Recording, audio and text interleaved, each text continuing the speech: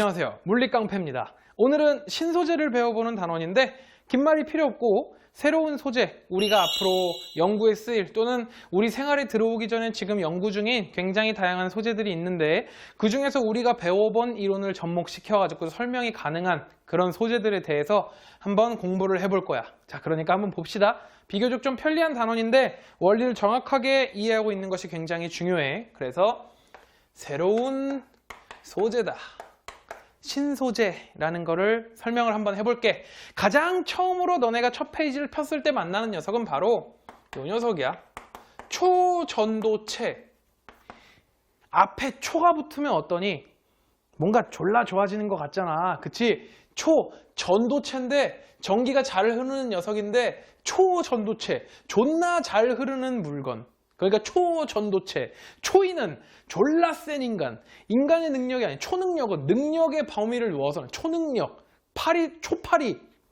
자, 보자. 초전도체라는 녀석은 갖다가 얘는 일단 뭐냐면은 초전도 현상이라는 걸 보여주는 녀석이야. 그래서 이 초전도 현상이라는 건 뭐냐면은 일정 온도 아래의 온도에서 그러니까 어떤 물체가 있으면은 얘를 냉각시켜서 어느 정도의 온도 이하가 되면은 요 새끼의 저항이 0이 돼버려. 저항이 0이 돼버려. 그러면은 내가 전류가 흐르는 건 뭐라 그랬지? 전자가 움직인다라는 거라 그랬었지. 보자. 그러면은 저항이 0이 돼버린다라는 거는 전자가 움직이는데 어떻다라는 거야? 너무 자유롭다라는 거야.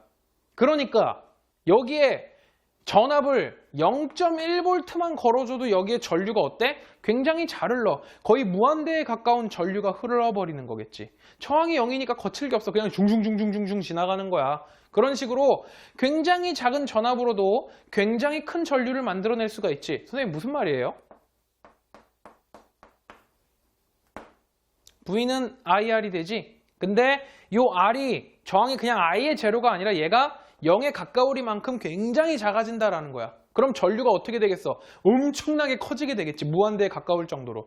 얘가 무한대에 가까울 정도로 작아지면 얘도 무한대에 가까울 정도로 커지게 되는 거겠지. 무슨 얘기인지 알겠니? 작은 전압만 걸어줘도 얘는 전류를 폭발적으로 흐르게 할 수가 있다고. 굿? 오케이. 그러면 요 초전도 현상이라는 이 현상이라는 거를 보이는 물질들이 있어. 뭐 수은이라든지 이런 녀석들은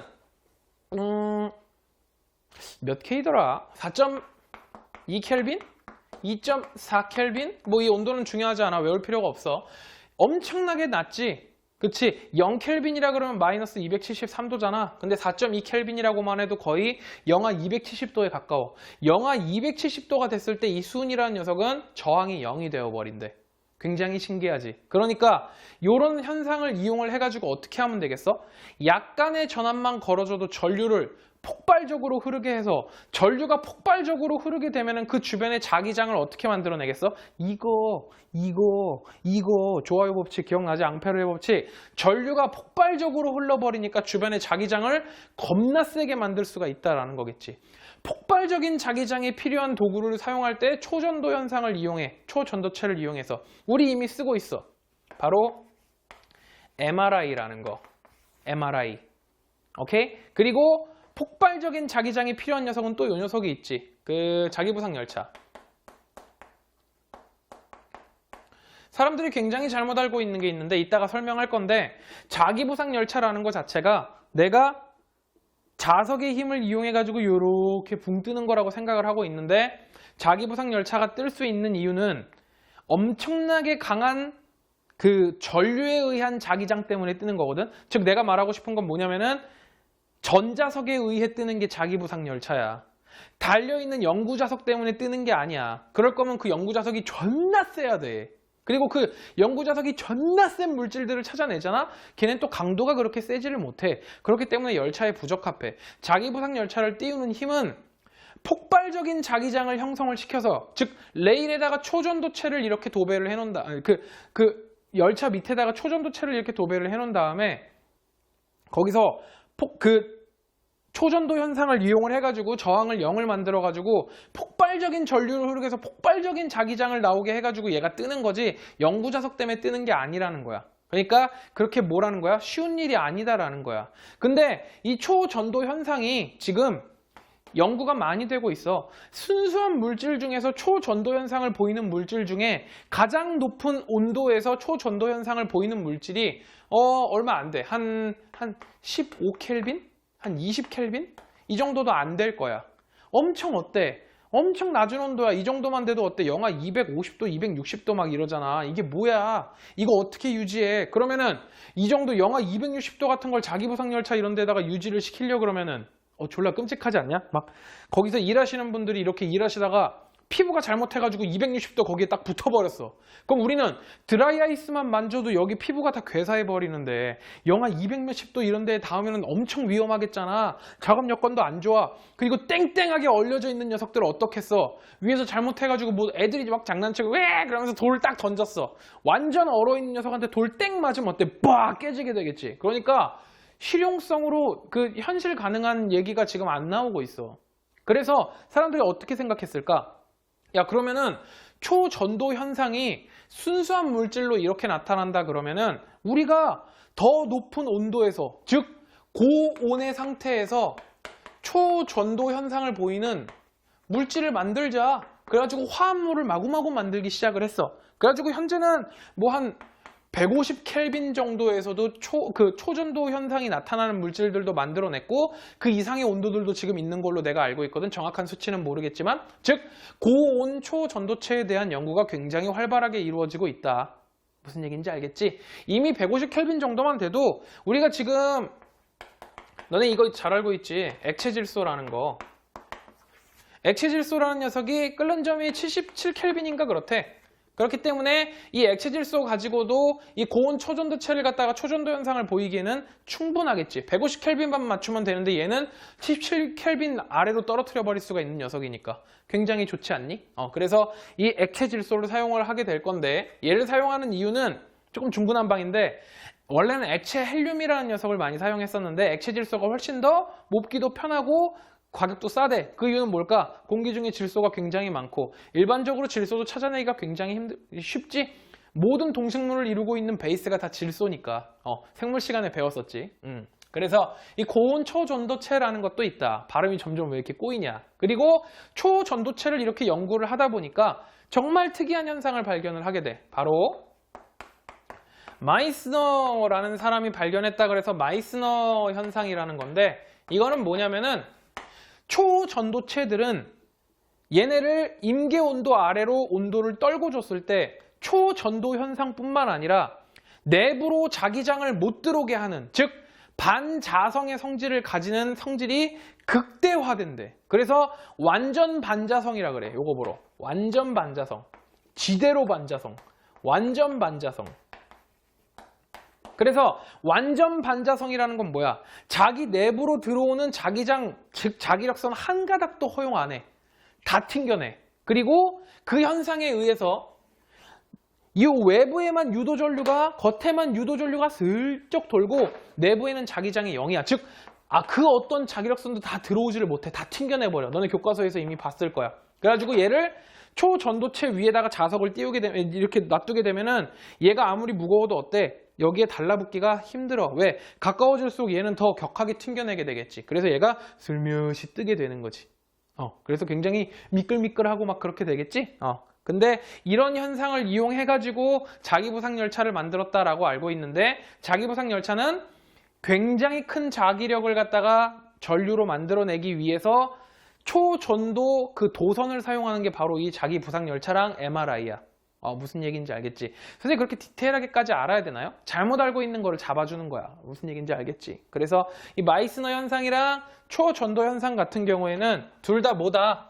임계온도 아래의 온도에서 나타나고 있는 현상이다. 그래서 너네가 익숙한 그래프를 많이 만나봤을 텐데 이런 식으로 여기에 저항이 나와 있고 여기에 온도가 있으면 얘는 저항이 점점 이렇게 떨어지다가 어떤 온도가 되면 저항이 뚝 0으로 떨어져 버려. 이 온도를 갖다가 T, C라고 나타내주고 임계온도다라고 얘기를 해주는 거고 임계온도 아래의 온도에서는 초전도 현상이랑 마이스너 현상 두 가지가 모두 나타난다라는 거를 잘 알고 있으면 돼.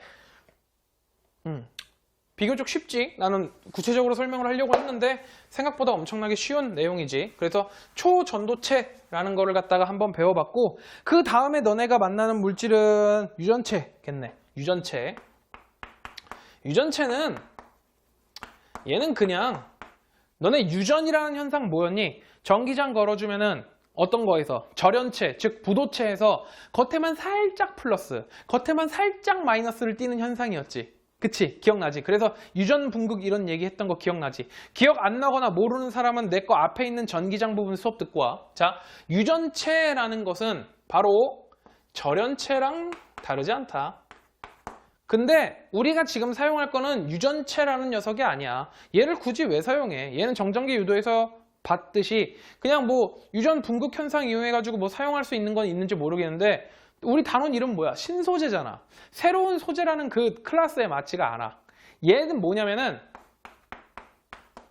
강유전체라는 게 있고 상유전체라는 게 있고 자기력이랑 똑같아. 뭐 반유전체 이런 것도 있다 그러는데 너네가 집중해야 되는 거는 요 강유전체야.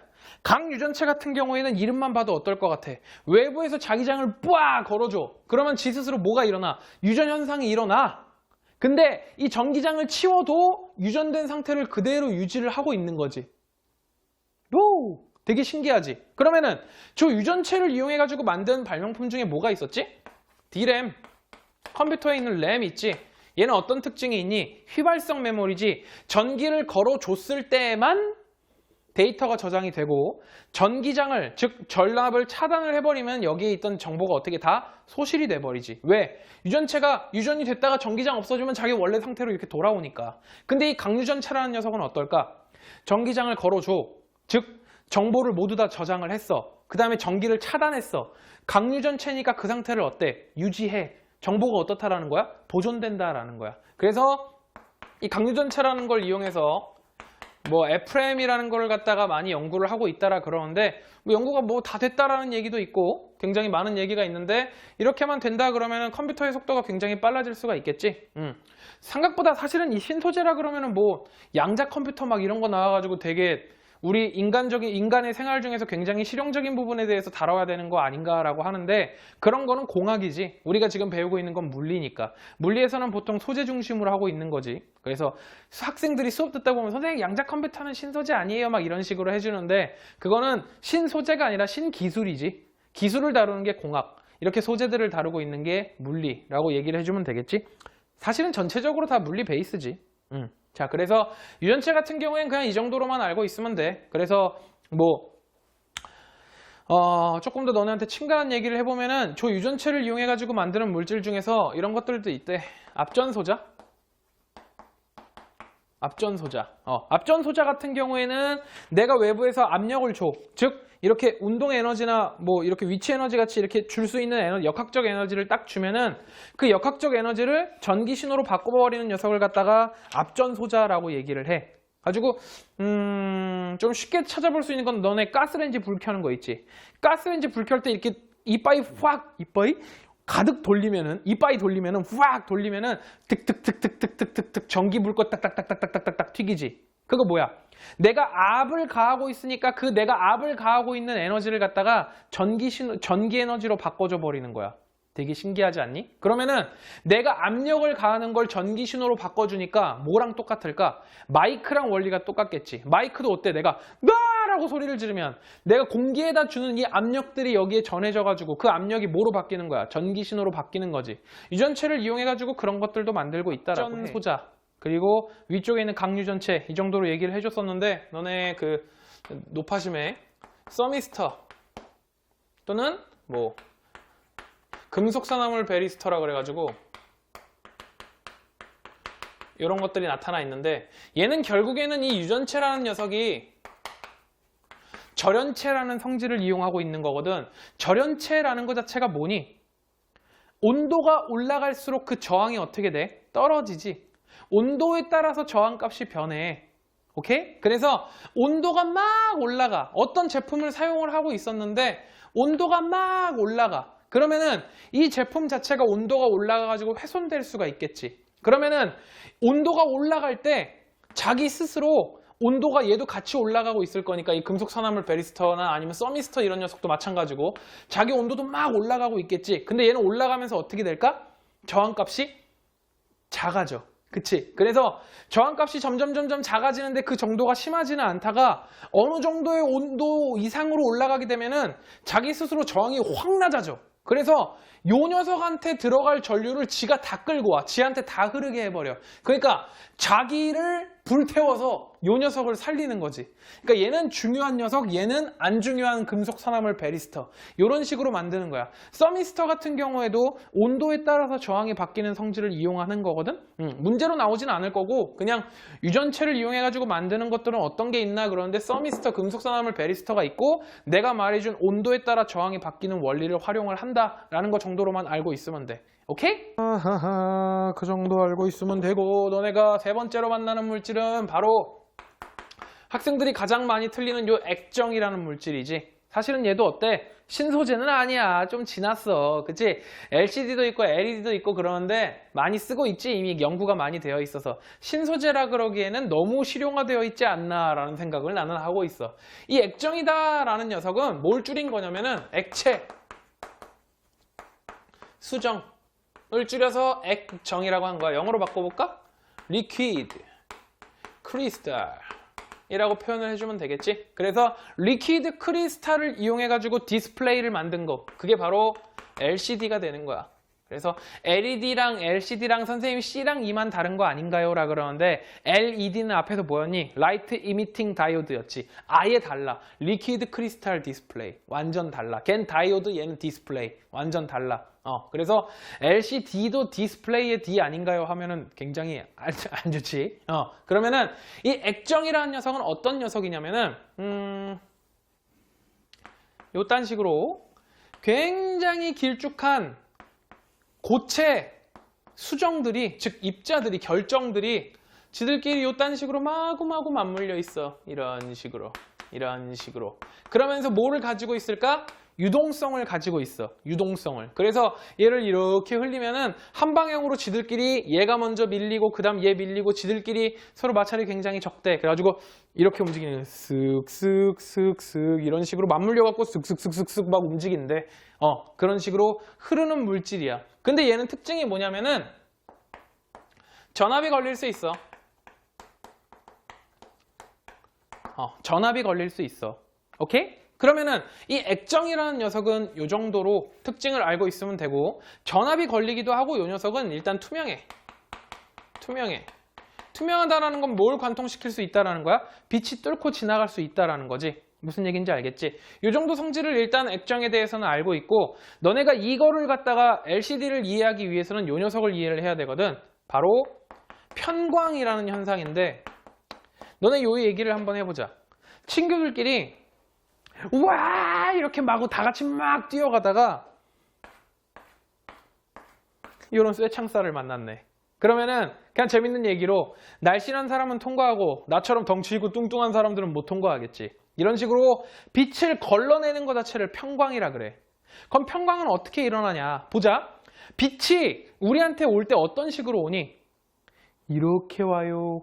뭐 이렇게 와요. 와 이렇게 와요가 아니지. 얘네는 뭐야? 횡파지. 이렇게 오는 녀석도 있고 이렇게 오는 녀석도 있고 대각선으로 이러는 녀석도 있고 가로로 이렇게 오는 녀석도 있고 그 반대로 하는 녀석도 있고. 어떻게 표현해야 돼?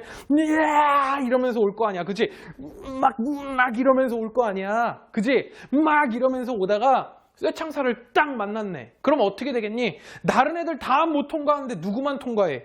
정면으로 이렇게 꿀렁꿀렁거리는 녀석만 통과하겠지. 즉 빛 중에서 이 편광판이랑 나란하게 진동하는 녀석만 통과할 수가 있겠지.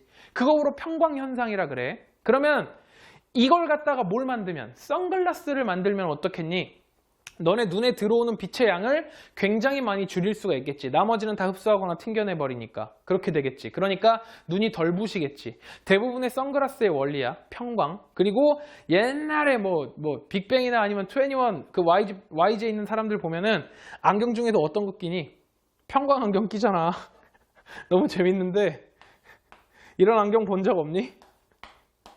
이런 거 가지고 저 안경 뭐야 아픔 보이나? 완전 거지 같네 막 이러는데 얘 뭐야 사실 편광 현상 이용을 한 거야. 일부분의 빛은 튕겨내. 이렇게 오는 빛만 들어오게 한 거지. 근데 너무 굵지? 이렇게 오는 빛들도 다 들어오겠지? 약간의 효과는 있을 거야. 앞이 안 보이거나 그런 게 아니라. 무슨 얘기인지 알겠지? 이게 굉장히 촘촘하면 어떻게 되는 거야? 편광 선글라스가 되는 거야. 무슨 얘기인지 알겠니? 자, 그러니까 이런 거를 갖다가 이용을 해볼 수가 있는데 저 편광이랑 이 액정이랑 콜라보를 해가지고 만든 게 바로 LCD야.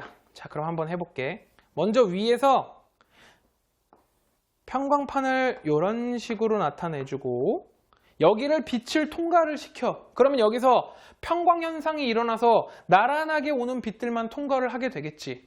요 사이에다가 액정층을 이렇게 놓는 거지. 액정층을 이렇게 놓는 거야. 그러면 이 액정들은 여기는 지금 2D로 보여서 그렇지만 3D로 이런 식으로 배치가 되어 있어. 오케이? 근데 내가 한 부분만 이렇게 나타내 볼게. 한 부분만. 한 액정에 대해서만. 이렇게 되어 있는 녀석이 있는데 빛이 이 액정, 즉 액체 결정에 있는 이 액체 결정을 따라서 진행을 하게 되는 거거든? 그러니까 빛이 이렇게 왔으면 이 액정을 따라서 이렇게 진동이 유지가 되는 거야. 아래로 이렇게 지금 진동이 일어나고 있는 거야. 그러면서 진행을 하고 있는 거야. 근데 여기 있는 액정을 갖다가 지금 이렇게 있었는데 옆으로 살 틀어줘. 밑에 있는 거는 살짝 옆으로 틀어줘. 이런 식으로. 그리고 그 밑에 있는 녀석은 더 이런 식으로 틀어줘. 즉 지금 내가 이제 위에서 본 것처럼 설명을 해볼게. 이렇게 있었는데 얘를 그 밑에 있는 녀석은 살짝 틀어줘. 그 밑에 있는 녀석은 또 살짝 틀어줘. 그 밑에 있는 녀석은 또 살짝 틀어줘. 이런 식으로 샥 입체적으로 봤을 때는 여기서 아래로 내려갈수록 슉 이렇게 슉 이런 식으로 하나, 둘, 셋, 넷, 다섯 이런 식으로 틀어질 수 있게 만들어주는 거야. 선생님 그거 회전하는 거 어떻게 컨트롤해요? 아까 전압에 걸린다 그랬지? 요 길쭉한 입자의 양쪽에 전압을 걸어. 오케이? 그래서 전압이 거는 정도에 따라서 요 녀석이 회전을 하거든.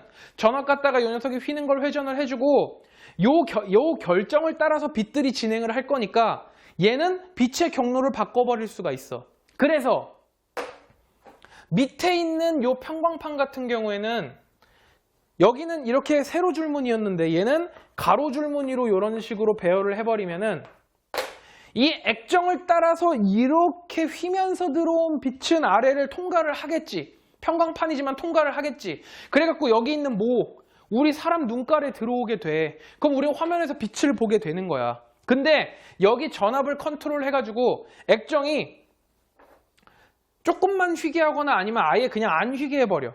맨 위도 이대로, 맨 그 아래도 요렇게 빛이 그대로 나와. 그치? 그대로 들어와. 그대로 일로 진행을 하면은 요 편광판을 통과를 못 하겠지. 무슨 뜻이야? 우리 인간의 눈까지 못 들어오게 된다고. 그런 식으로 빛을 컨트롤하는 게 바로 이 액정이야. 지금 내가 그린 요거는 액정을 구성하는 한 셀, 그러니까 요만한 한 셀의 모습을 보여준 거거든?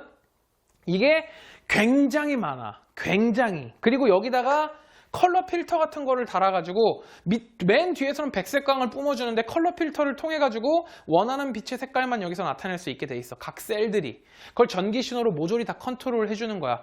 액정에 걸리는 전압도 모조리 다 전기 신호 갖다가 컨트롤 해주고. 그러면 사람 눈깔로 봤을 때는 그 점들이 다 모여가지고 만들어내는 그림 아니면 장면을 갖다가 볼 수가 있겠지. 그게 바로 우리 핸드폰에 나타나 있는 LCD 화면이야. 시계에 나오는 LCD 화면, 컴퓨터에 나오는 LCD 화면 모두 다 동일한 원리야. 그래서 이 액정이라는 거를 갖다가 잘 활용을 해가지고 만들어낸 것들이 우리가 대부분들이 사용하고 있는 디스플레이들. 그렇게 알고 있으면 돼. 그래서 이 LCD 같은 경우에는 장점은 뭘까? 빛을 이렇게 컨트롤 해주고 있지. 그래서 전력 소모가 막 그렇게 많은 편은 아니야. 빛을 그냥 내뿜어주고 있고 이 안에서 전기 신호 갖다가 그냥 컨트롤 해주는 거니까 그렇게 전력 소모가 큰 편은 아니야. 근데 단점이 뭘까? 그 뿜어주는 빛을 모두 활용을 하지를 못해. 그러니까 밝기 조절에 있어서 일단 평광현상을 이용한다라는 게 뭐야? 빛의 아주 일부분만 활용을 한다라는 거지. 굉장히 다양한 각도로 나오는 그 빛을 갖다가 한 각도만 사용을 한다라는 거니까 어떻다라는 거야? 굉장히 그 효율 면에 있어서는 좀 떨어지는 편이야. 그 정도까지 알아주고 있으면은 내신 문제를 맞추는데도 꽤 도움이 많이 될 거야. 그리고 너네 책에서도 나오는데 그 꿈의 물질이라 그러지? 그래핀이라는 거 혹시 들어봤니? 너네 과학 동화나 아니면 학교에서 선생님이 말씀 잘 해주셔가지고 알고 있을 것 같은데 그래핀이라는 물질이 있는데 완전 꿈의 물질이지. 일단 이 녀석은 탄소 하나로 구성이 되어 있는 거야. 탄소로 구성이 되어 있어. 그러고 지들끼리 막 이렇게 육각형의 모양을 이루면서 이런 식으로 마치 축구공을 이렇게 찢어가지고 펼쳐놓은 것 같이 이렇게 생겼다고 막 사람들이 표현을 하지. 그런 식으로 육각형을 이렇게 육각형을 막 이렇게 그려주면 되겠지. 육각형의 형태로 이런 식으로 구성이 되어 있는데 이 녀석은 굉장히 얇은, 즉 탄소 원자 하나끼리만 이렇게 결합이 되어 있는 거야. 그러니까 두께라는 게 없어. 탄소 원자 하나의 그 두께가 결국엔 이 그래핀의 두께야. 그래서 그거를 따져보면 0.2 나노미터 정도라고 하고, 보통 구성되어 있는, 즉 탄소로 구성되어 있는 물질들의 특징이 뭐야? 존나 튼튼해. 다이아몬드 이런 애들 봐봐. 그래서 얘도 강도가 무려 강철의 200배라 그러지. 뭐 선생님 뭐 198배일 수도 있잖아요. 정확하지 않아. 강철의 200배 정도가 된대. 그렇게 되고 얘는 또 웃긴 게 뭐냐면 전기 전도도, 즉 전기도 어때? 겁나 잘 흘러. 개굿. 그리고 또 문제가 뭐야? 열 전달도 잘해. 열 전도율도 개굿. 그리고 어때? 너무 얇으니까 투명해. 그리고 어떨까? 또 굉장히 유연해. 플렉서블해. 그래서 굉장히 유연하고 투명하고 강도도 좋고 전기 전도도 좋고 열 전도율도 좋아. 존나 좋지. 뭐야, 결국에는 전기도 잘 통하고 투명하고, 그러니까 디스플레이로 써도 되겠지. 뭐 여기다가 손목에다가 감는 시계 같은 거, 아니면은 옷 자체를 다 이걸로 만들어 버려. 어때? 그러면은 열 전도도 잘 되고 전기도 잘 통한대. 그러니까 우리 인간에게 흐르고 있는 전기만 활용해 가지고 이 디스플레이를 활용을 해 버리는 거지. 그런 식으로 그래핀을 나타낼 수도 있고, 얘는 또 내부에서 전기 전도도가 좋다라는 거는 전자 이동 속도도 졸라 빠르대. 전자 이동 속도도 뭐 구리보다 200배인가? 아무튼 겁나 빠르대. 그렇기 때문에 전류도 왕창 잘 흐를 수 있는 녀석이야. 완전 꿈의 소재지. 근데 얘는 문제가 뭐냐면은 넓은 판형으로 만들기가 지금 좀 곤란한 상태래. 기술적으로 나중에 해결이 되겠지. 근데 정말 자랑스러운 거는 지금 내가 강의를 하고 있는 이 시점에 나도 이 수업을 준비하면서 알게 됐는데, 이 그래핀이라는 소재를 활용해가지고 이렇게 넓게 만드는 기술을 갖다가 우리 한국, 즉 저기 대전에 있는 학교 있지? 거기에 있는 학교에서 그 기술을 갖다가 가장 넓게 만들 수 있는 기술을 갖다가 성공을 시켰대. 아직 실용화하진 못했지만 그 실용화를 할 수 있는 기초를 다졌다라고 볼 수가 있겠지. 한국 참 자랑스러워. 양공 이런 이름 짓는 것만 빼면, 그치? 굉장히 자랑스러워. 아주 자랑스러워. 그래서 이 그래핀이라는 꿈의 소재가 있다. 뭐 전기도 잘 통하고 열도 잘 통하고 강도도 졸라 좋고 얇다. 근데 넓게 만들기가 힘들고 아직은 좀 해결해야 될 문제가 많지. 어때? 컴퓨터에서도 모니터로 쓰려고 이렇게 그래핀으로 모니터를 만들었어. 그럼 뭐해? 본체가 큰데. 본체도 그래핀만큼 얇게 만들거나 그래야 되겠지. 근데 여기 시계도 어때? 화면은 존나 얇어. 근데 어때? 뒤에 있는 두께, 그 뒤에 있는 그 시계 나타내주는 그 CPU가 있을 거 아니야. 걔가 두껍지. 아직 해결해야 될 문제가 많다라는 거지. 그래서 신소재 같은 경우에는 이 정도로 너네가 정리하고 있으면 될 것 같은데, 오늘 수업은 여기까지. 화이팅!